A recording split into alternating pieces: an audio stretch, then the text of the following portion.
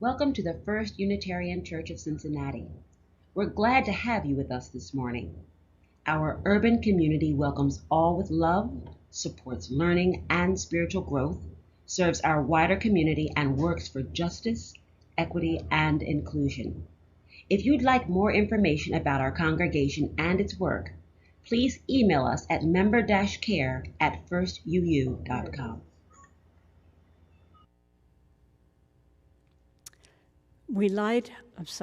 Now let us join together in singing our vision song.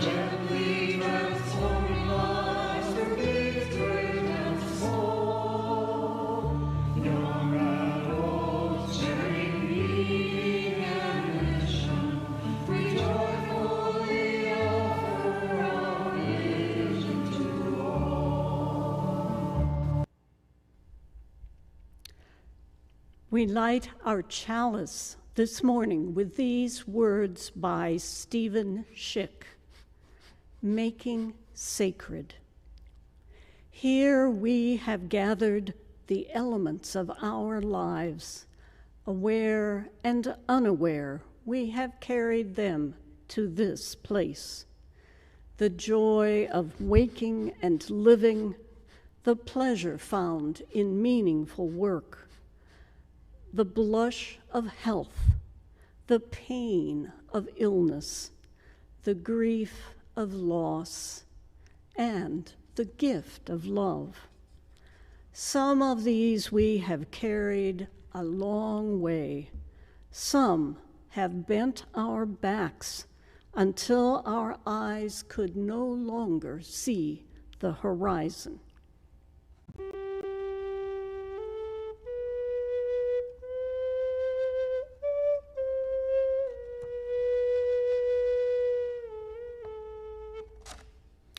Some have carried us upward with purpose, feathered wing in flight.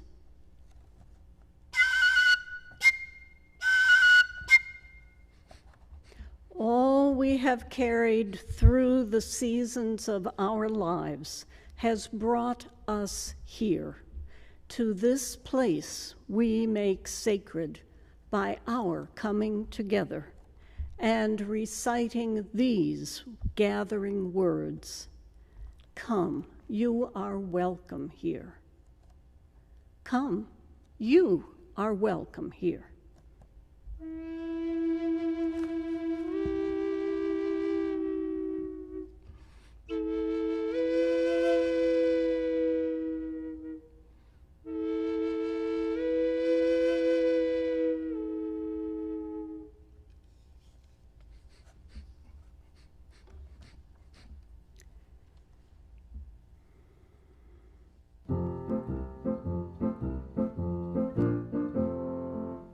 Whoever you are.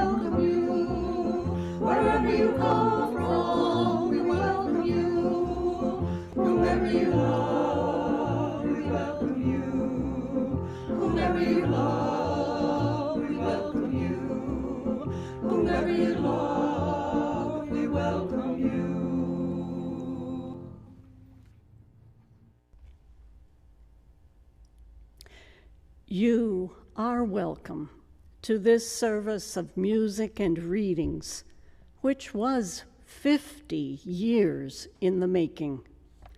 What better thing to do for our 50th wedding anniversary than share with our friends a celebration of the possibilities of change and renewal, of finding and appreciating the many selves each person becomes over the course of a lifetime. Of course, we know many of you have celebrated more years of growth and transformation together. We also know that for many others, for any of a number of reasons, this celebration will not happen. But we would like to use these readings and music to provide a time for each of us to consider who we truly are and how to be our best self as our lives change and the world changes around us. As we meet here in our virtual community, we know that there are many joys and sorrows affecting each of us. Always there are births and deaths, illness and hopeful recovery. In these ever-changing times, there are also many new fears and worries, and still there is joy in beauty and love around us. Even as we are separated in space, we are indeed joined in our care for one another. I invite you to let this reading by Barbara Pescan lead you into a period of quiet meditation accompanied by John's flute. Prayer for Those Gathered in Worship by Barbara Pescan. In this familiar place, listen to the sounds of breathing, creaking chairs, shuffling feet, clearing throats, and sighing all around. Know that each breath, movement, the glance meant for you or intercepted holds a life within it.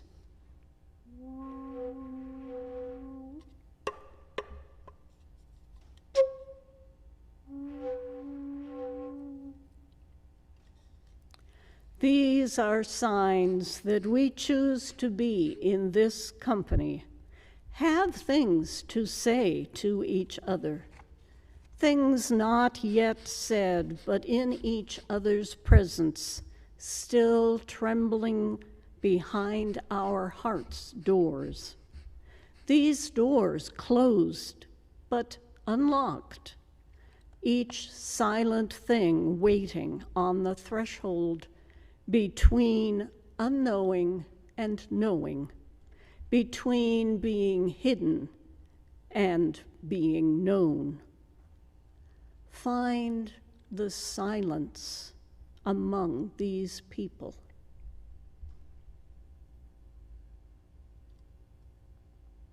And listen to it all. Breathing, sighs, movement, holding back. Hear the tears that have not yet reached their eyes. Perhaps they are your own. Hear also the laughter building deep where joy abides, despite everything. Listen, rejoice, and say Amen.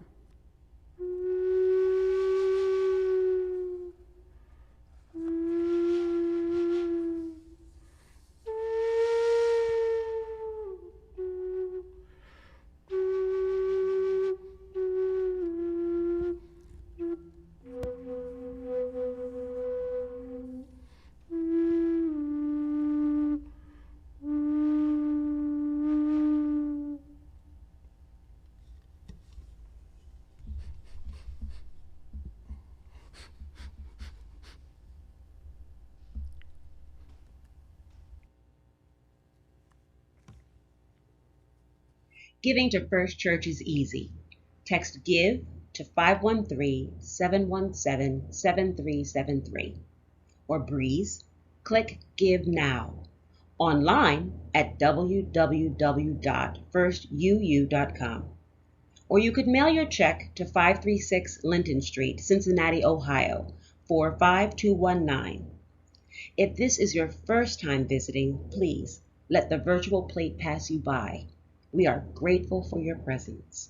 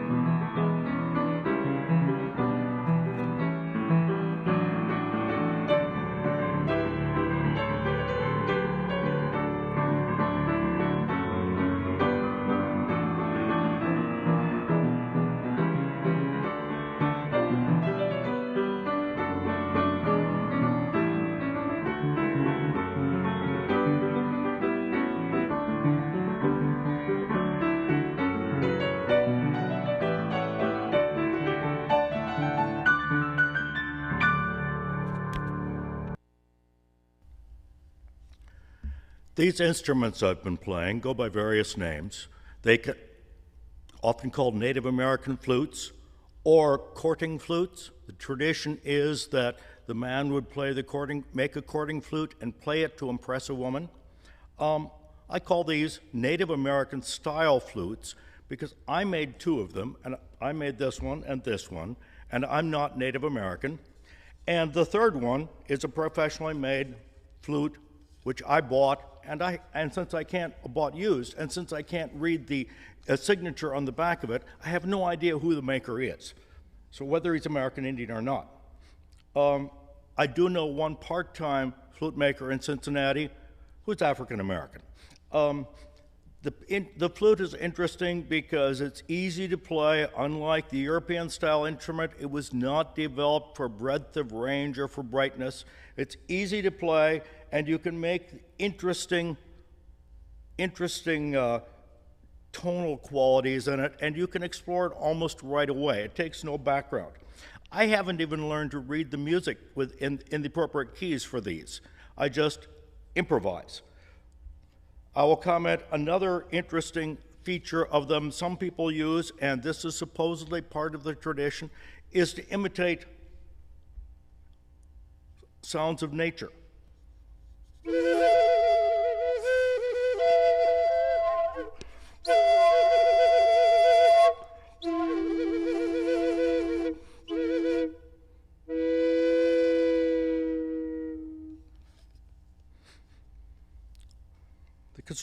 The professionally made flute here is what's called a double flute, and I don't know how old those are. The history of these flutes is somewhat lost before about 1800.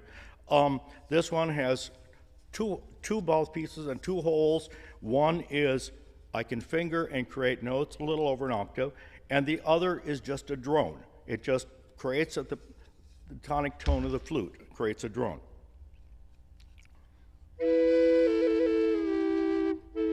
Except occasionally it hops an octave when I blow hard. Okay. The other one of mine, this one, I made from a branch of a paulownia tree in our yard. I wanted to see what the wood was like, so I grew a paulownia tree. They're fast growing. The other one, not very successful, but I still enjoy it a bit, is made from a vine of English ivy from our next door neighbor's yard when they had a tree cut down. I'll comment, I've made about a dozen flutes, and most of them, either they can't get sound, or the sound is bad, very unimpressive, or it's too difficult to tune. But these are some of my better ones. There's one other that's any good. It is traditional, some people, to decorate them in various ways.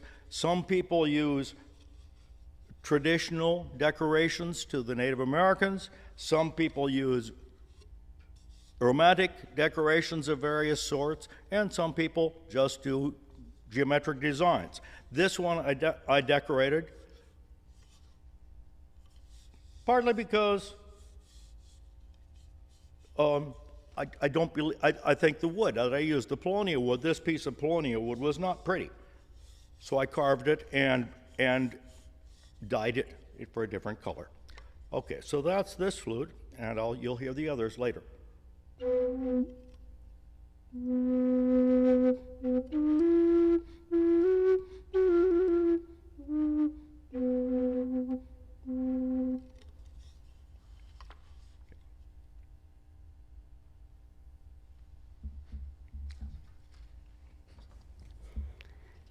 We will begin now with a reading by Vanessa Southern called The Calling.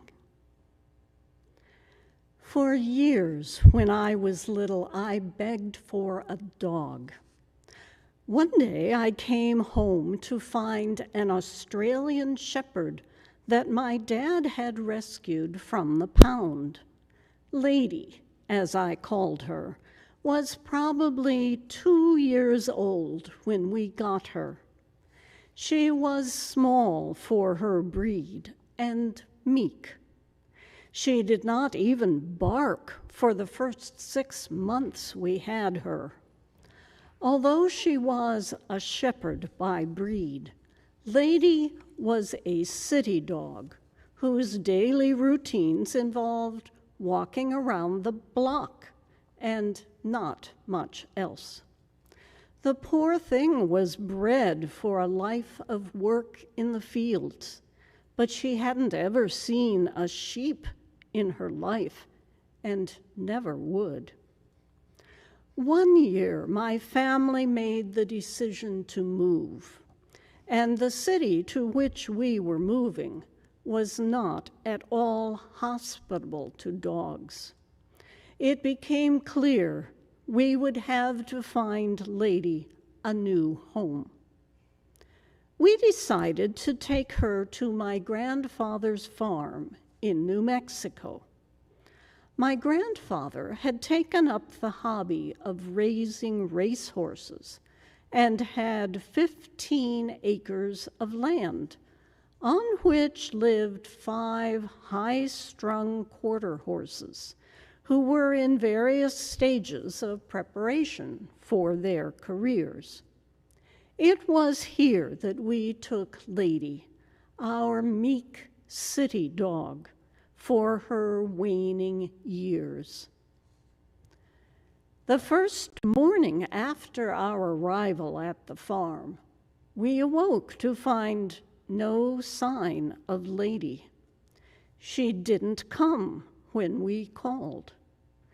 To add to our worries, my grandfather noticed that the horses were also nowhere to be seen. As quickly as we could, we dressed and set out looking for the missing dogs and the dog and horses. We looked to one side of the fields with no luck. There were no animals to be seen. Then we looked to the other side of the fields and seemed to have no luck again until in the farthest corner of the farthest field, we saw something. At first, it looked like just one or two of the horses. But as we got closer, we saw that it was all 5. They were clearly agitated and restless at being corralled in one small corner of the field. Only when we got to within 20 feet of them could we see what kept them there. There, near to the ground, just below their knees, running back and forth, barking and nipping at their heels, was Lady, her bobbed tail wagging in pure delight. After all those years, Lady had found her calling. It was instinct and pure joy to her.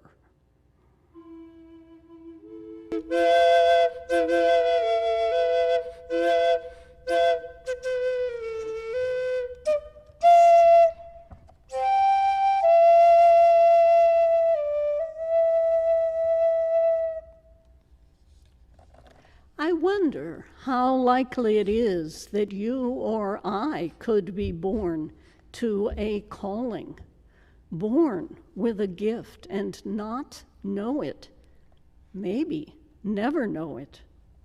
Could we also go all or most of a lifetime without figuring such a thing out? I certainly hope not. I hope that, like Grandma Moses discovered with her painting, there is always that day, even late in our lives, when we experience that passion, whatever it is, and know for a time the thing for which we were made.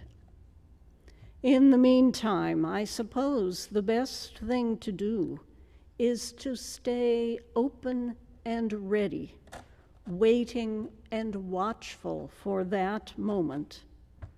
It should be easy enough to identify when it finally comes along. It will be that instance, that time or place, when instinct meets pure joy. By all accounts, it should be undeniable. All we need to do is be ready to go with it.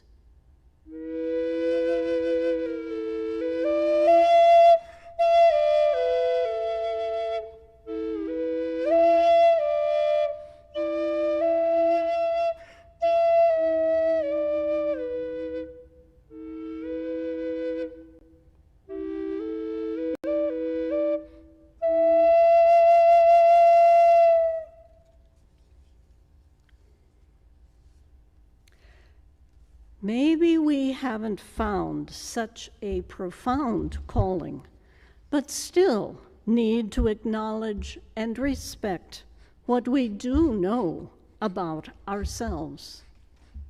Here is a reading by Robert Fulghum. Giants, wizards, and dwarfs was the game to play. Being left in charge of about 80 children, 7 to 10 years old, while their parents were off doing parenty things, I mustered my troops in the church social hall and explained the game.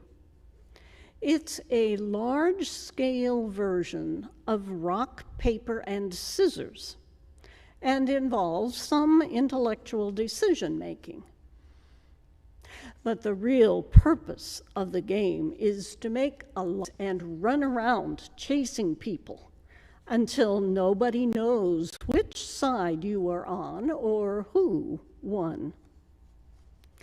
Organizing a room full of wired-up grade schoolers into 2 teams, explaining the rudiments of the game, achieving consensus on group identity, All this is no mean accomplishment, but we did it with a right good will and were ready to go.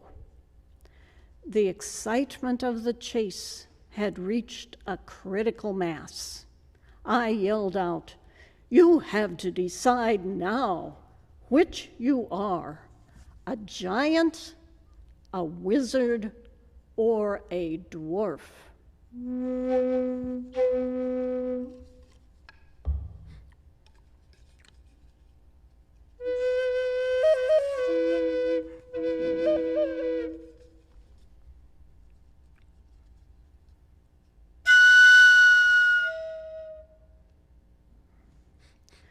While the groups huddled in frenzied, whispered consultation, a tug came at my pants leg. A small child stands there looking up and asks in a small, concerned voice, "Where do the mermaids stand?" A long pause. A very long pause. "Where do the mermaids stand?" says I. "Yes, you see, I am a mermaid." "There are no such things as mermaids." "Oh, yes, I am one." She did not relate to being a giant, a wizard, or a dwarf. She knew her category, mermaid, and was not about to leave the game and go over and stand against the wall where a loser would stand. She intended to participate wherever mermaids fit into the scheme of things, without giving up dignity or identity. She took it for granted that there was a place for mermaids, and that I would know just where. Well, where do the mermaids stand? All the mermaids, all those who are different, who do not fit the norm, and who do not accept the available boxes and pigeonholes. Answer that question and you can build a school, a nation, or a world on it. What was my answer at the moment? Every once in a while, I say the right thing. The mermaid stands right here by the king of the sea, says I. Yes, right here by the king's fool, I thought to myself. So we stood there, hand in hand, reviewing the troops of wizards and giants and dwarfs as they rolled by in wild disarray. It is not true, by the way, that mermaids do not exist. I know at least one personally. I have held her hand.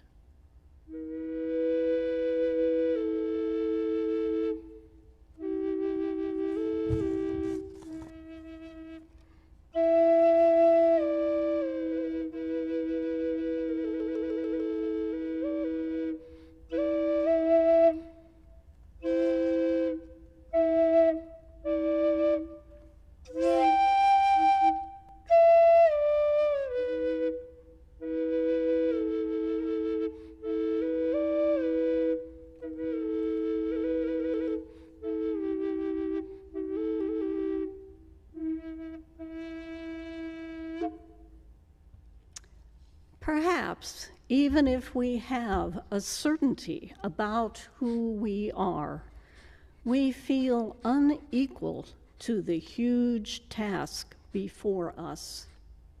Here is A Drop in the Bucket by Gordon McKeeman. What it says about inadequacy, futility, insignificance. A drop in the bucket. What's the sense? What's the use? We're no longer in the center of things. Copernicus removed the Earth from the center of the solar system. Darwin removed humans from the center of the Earth. Astronomy has removed the solar system from the center of the universe. Well, who are we then, and where are we? Physiologists call us weak, watery solutions, more or less jellified. Mark Twain said, "Man is the only animal that blushes, or needs to." Just suppose that we are the merest drops in a bucket. There are unspoken assumptions here. We assume that a full bucket is what we're aiming at, and that until the bucket is full, nothing has been accomplished. There is never a shortage of buckets. The empty bucket litany is long and tedious. Racism, sexism, ableism, authoritarianism, oppression, injustice, violence, environmental degradation, overpopulation.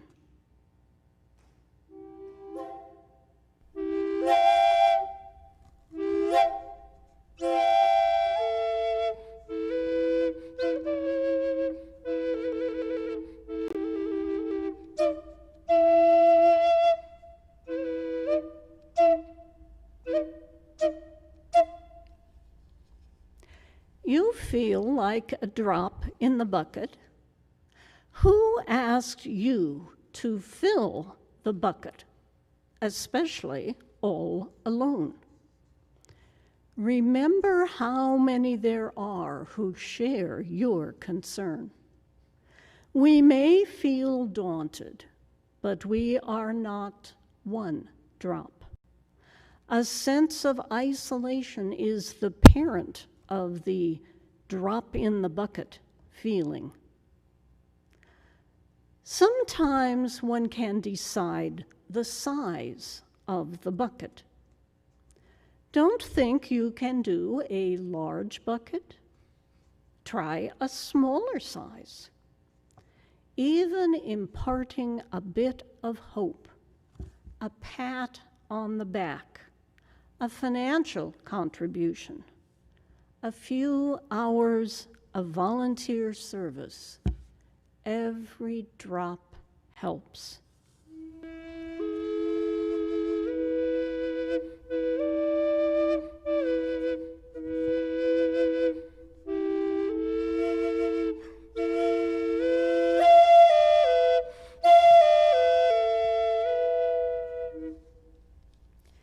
It might even be wise to remember why you need to help fill this bucket, possibly to quench the thirst of someone hard at work on a larger one. That buckets of whatever size are filled a drop at a time. If you don't help, it will take even longer. That your drop may be one of the last ones needed. Why is it that our image is of the first drop in the bucket? Where we'd be if everybody gave up putting drops in the bucket? Probably much worse off. Persistence depends on patience, on keeping at it when there is little to reassure us. It would be too bad to give up, to sit back, bemoan the sorry state of the world, and wonder why somebody, anybody, everybody, but not me, thank you, doesn't do something about it. After all, the Grand Canyon was fashioned by drops of water, as ordinary as they seem.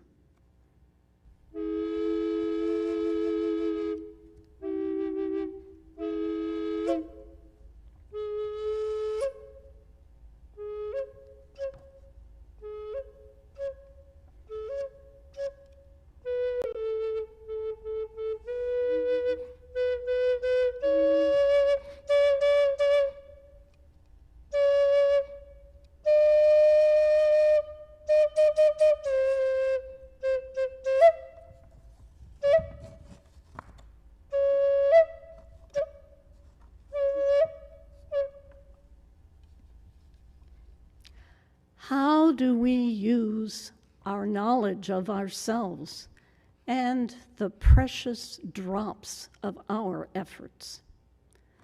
2 readings may help us find our way. First, Signs of Daybreak. The source for this is unknown. A rabbi once asked his students how they could tell when night had ended and day was on its way back. Is it when you can see an animal in the distance and can tell whether it is a sheep or a dog? No, answered the rabbi. Is it when you can look at a tree in the distance and tell whether it is a fig tree or a peach tree? No. Well then, the students demanded, when is it? It is when you look on the face of another human being and see that he or she is your brother or sister. Because if you cannot do that, then no matter what time it is still night.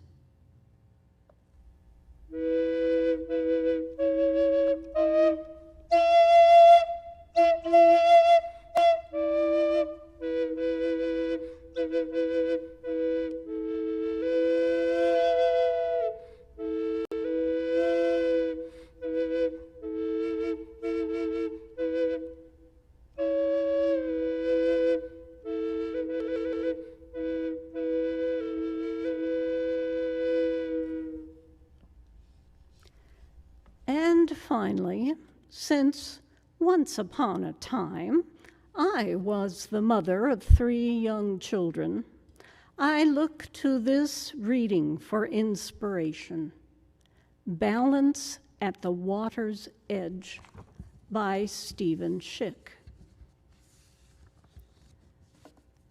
Waiting at the water's edge, a spirited young mother was squeezing the last drop out of summer. A bare-bottomed toddler was riding on one hip, and a 4-year-old had an arm locked around her neck.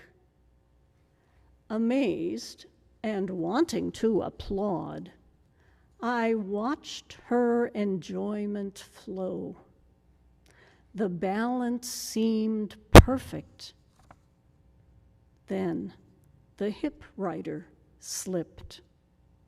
In a single motion, almost too quick to see, the mother tightened her grip on the slider, swung her opposing arm and hip, loosened her 4-year-old's neck lock and guided him gently into the water. Everything seemed under control again. Then, unexpectedly, she lost her footing and began to stagger backward. It was at this instant that a young man standing nearby reached out to steady her. Multitasking is risky business, even when your passion is fully engaged and your instincts good. The young mother knew instinctively when to loosen the grip on one child, secure the grip on the other, and accept help. How fortunate and how wise.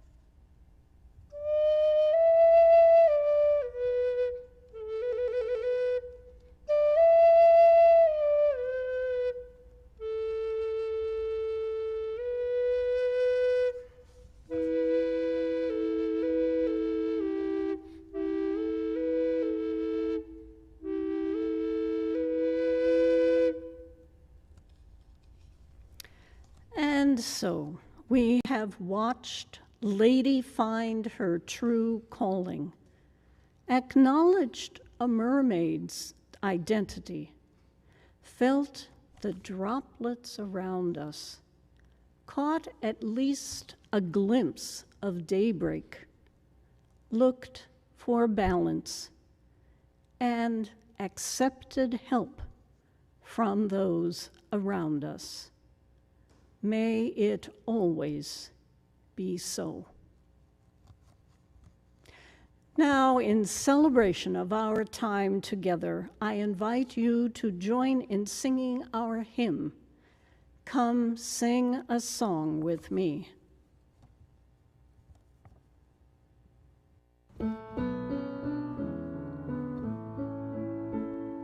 Come sing a song with me. Come sing a song with me. Come sing a song with me, that I might know your mind. And I'll bring you hope when hope is hard to find.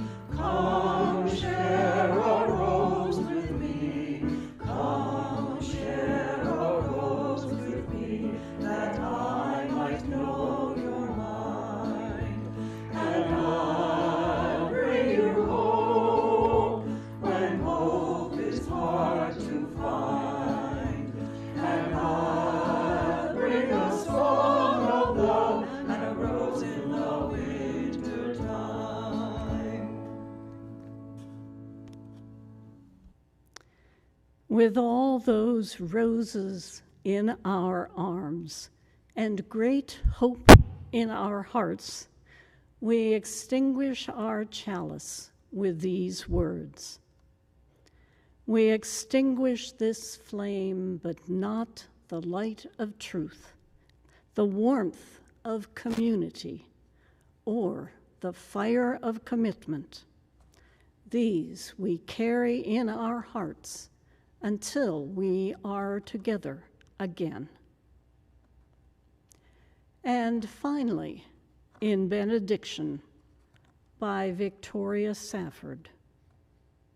What if there were a universe in which a world was born out of a smallish star, and into that world at some point flew red-winged blackbirds, and into it swam sperm whales, and into it bloomed crocuses, and into it blew wind to lift the tiniest hair on naked arms in spring, and into it at some point grew onions out of soil, and in went Mount Everest, and also the coyote we've spotted in the woods about a mile from here,